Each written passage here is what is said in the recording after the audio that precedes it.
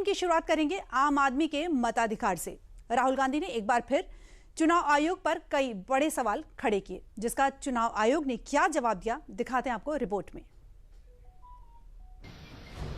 Anand is constituency in Karnataka, 6,018 votes. Somebody tried to delete 6,018 votes. Voter अधिकार यात्रा के समय राहुल गांधी ने सियासी बम फोड़ने का जो माहौल बिहार की धरती से बनाया था, उसकी बुनियाद एक बार से वो कर्नाटक बना है, जहां उन्हीं की सरकार है। राहुल गांधी ने इस बार वोट जोड़ने का नहीं बल्कि वोटर्स के नाम हटाने का आरोप लगाया है, वो भी इस प्रक्रिया को हाईजैक करके।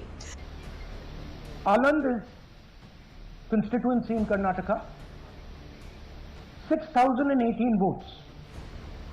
Somebody tried to delete 6,018 votes. We don't know the total number of votes that were deleted in Anand in the 23 election. They are much higher than 6,018. But somebody got caught deleting 6,018 votes. And it was caught, like most crimes, by a coincidence. What happened was, the booth level officer there noticed that her uncle's vote was deleted. And so she checked who deleted her uncle's vote and she found that it was a neighbor. पड़ोसी ने uncle का vote delete किया। उसने जाके पड़ोसी से पूछा कि आपने मेरे अंकल का वोट क्यों डिलीट किया? पड़ोसी ने कहा मैं तो जानता ही नहीं, मैंने तो कुछ वोट डिलीट ही नहीं किया। Neither did the person deleting the vote know, nor did the person whose vote was deleted know. Some other force hijacked the process and deleted the vote. Rahul Gandhi ने ये सियासी बम फोड़ने के माहौल बनाने की कोशिश तो पूरी की, लेकिन इस माहौली बम का दम तब निकल गया जब इलेक्शन कमीशन ने तुरंत ही राहुल गांधी के इस आरोप पर पलटवार कर दिया। स्क्रीन पर जो ये पोस्ट आपको दिख रही है, ये चुनाव आयोग का वही जवाब है जो राहुल गांधी को दिया गया। चुनाव आयोग ने इसमें क्या कहा है, अब ये भी आपको बताते हैं। चुनाव आयोग ने कहा कि राहुल गांधी की तरफ से लगाए गए आरोप गलत और निराधार हैं। जनता के किसी भी सदस्य द्वारा किसी भी वोट को ऑनलाइन नहीं हटाया जा सकता। प्रभावित व्यक्ति को सुनवाई का अवसर दिए बिना कोई भी विलोपन नहीं हो सकता।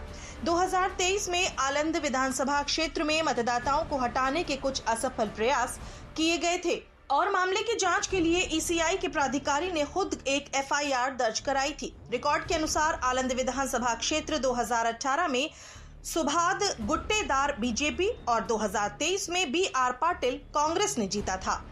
यानी चुनाव आयोग के हिसाब से राहुल गांधी ने जो हाईजैक करके वोट काटने का आरोप लगाया वो गलत है। तो सवाल उठता है कि जब राहुल गांधी के आरोप को चुनाव आयोग ने खारिज कर दिया तो अब वो क्या करेंगे, क्योंकि इससे पहले भी जब राहुल गांधी ने प्रेस कॉन्फ्रेंस करके वोट चोरी का आरोप लगाया था तब भी यही हुआ था। चुनाव आयोग ने राहुल गांधी के आरोप को खारिज कर दिया था, लेकिन इसके बावजूद राहुल गांधी ने वोट चोरी के मुद्दे पर ही बिहार में वोटर अधिकार यात्रा निकाल डाली। अब जब इस बार भी चुनाव आयोग ने राहुल के आरोपों को खारिज किया तो एक पत्रकार ने राहुल से सवाल पूछ लिया कि इस बार वो क्या करेंगे। तो आप खुद सुनिए राहुल ने क्या बोला। आपने कहा सर कि आपके पास पुख्ता सबूत है, ब्लैक एंड व्हाइट सबूत है, तो क्या अगर ईसीआई अभी जवाब नहीं देती है तो कोर्ट का रुख करेंगे, ये ऑप्शन है आपके पास, जाएंगे? देखिए, मैंने कहा कि मेरा काम as opposition leader normal situation में मेरा काम ऑपोजिशन का रोल है, सरकार पे प्रेशर डालने का रोल है। मेरा काम हिंदुस्तान के लोकतंत्र को बचाने का नहीं है, मैं वो काम कर रहा हूं।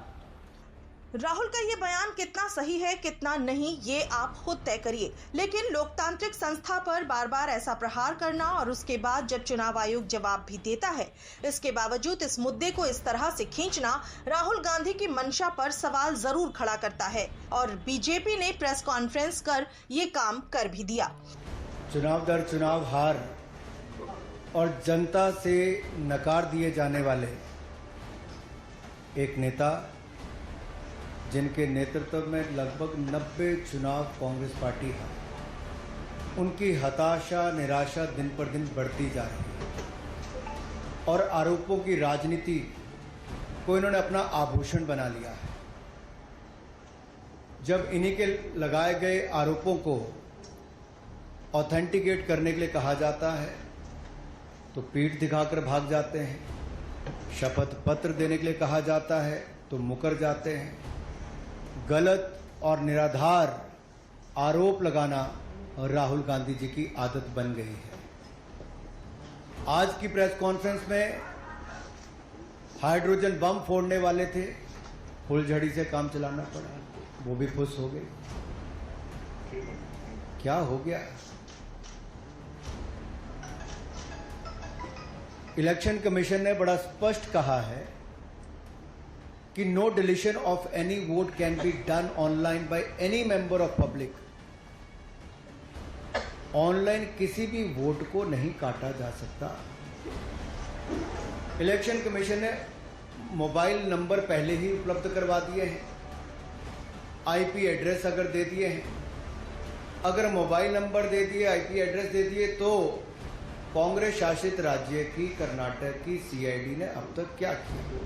हालांकि इस सियासत के बीच एक अहम और जरूरी सवाल जरूर उठ रहा है कि जब राहुल गांधी अपने सबूतों को लेकर श्योर हैं, तो फिर सुप्रीम कोर्ट क्यों नहीं जा रहे? और ये सवाल वाजिब भी लगता है कि अगर आरोप का सही और पुख्ता आधार है, तो फिर इस मुद्दे का हल क्यों नहीं निकाला जा रहा है? इस पर स्पष्टीकरण देने के बजाय राहुल गांधी ने एक और बड़ा बयान देते हुए ये दावा ठोक दिया कि उन्हें चुनाव आयोग के अंदर से मदद मिल रही है। और इसी बयान में राहुल गांधी कुछ ऐसा भी बोल गए जिस पर बीजेपी अनुराग ठाकुर ने नेपाल और श्रीलंका का उदाहरण देते हुए पलटवार किया। मैं साफ बोल देता हूं, इलेक्शन कमीशन के अंदर से पहले नहीं हो रहा था, अब इलेक्शन कमीशन के अंदर से इंफॉर्मेशन आ रही है। ये रुकेगा नहीं, ये रुक नहीं सकता है, क्योंकि हिंदुस्तान की जनता इस बात को एक्सेप्ट नहीं करेगी। एक बार हिंदुस्तान की जनता को, हिंदुस्तान के युवाओं को पता लग गया कि वोट चोरी हो रही है, उनकी शक्ति लग जाएगी। लेकिन अगर निष्पक्षता के साथ भारत का इलेक्शन कमीशन काम कर रहा है, तो बार बार राहुल गांधी जी का प्रयास है कि लोकतंत्र पर प्रहार किया जाए, भारत के लोकतंत्र को कमजोर किया जाए, जनता को गुमराह किया जाए। और जिस तरह से बांग्लादेश, नेपाल में स्थिति बनती है, वैसे झूठ बोल बोल के वहां पे स्थिति पैदा कर दो देश में। राहुल गांधी ने अपने 31 मिनट के प्रेजेंटेशन में वोट चोरी के आरोप के साथ इस बार अपने कर्नाटक के ऐसे वोटर्स को भी ले आए थे जिनके नाम वोटर लिस्ट से डिलीट किए गए। अब एक बार आप राहुल गांधी के पूरे आरोप समझ लीजिए। राहुल गांधी ने कर्नाटक के आलंद विधानसभा क्षेत्र का उदाहरण दिया। प्रेस कॉन्फ्रेंस के दौरान 63 साल की गोदाबाई का वीडियो दिखाया, जिसमें गोदाबाई ने कहा कि मेरा डिलीट किया गया, मुझे इसकी कोई जानकारी नहीं है। इसके अलावा राहुल ने दावा किया कि आलंद में जिन वोटर्स के नाम डिलीट किए गए, उनको हटाने के लिए दूसरे राज्यों में ऑपरेट हो रहे मोबाइल नंबर का इस्तेमाल किया गया। राहुल ने प्रेजेंटेशन में उनके नंबर भी बताए। गोदाबाई के 12 पड़ोसी के नाम भी हैं जिन्हें इन मोबाइल नंबर से डिलीट किया गया। हालांकि चुनाव आयोग ने राहुल के इन आरोपों पर साफ कर दिया कि किसी भी वोटर्स का नाम ऑनलाइन हटाना संभव नहीं है। लेकिन इस सियासी आरोप प्रत्यारोप का जो ये लेवल हर रोज बढ़ता जा रहा है, वो अपने आप ये सवाल जरूर खड़ा करता है कि आखिर सच क्या है और राहुल गांधी कोर्ट क्यों नहीं जा रहे हैं।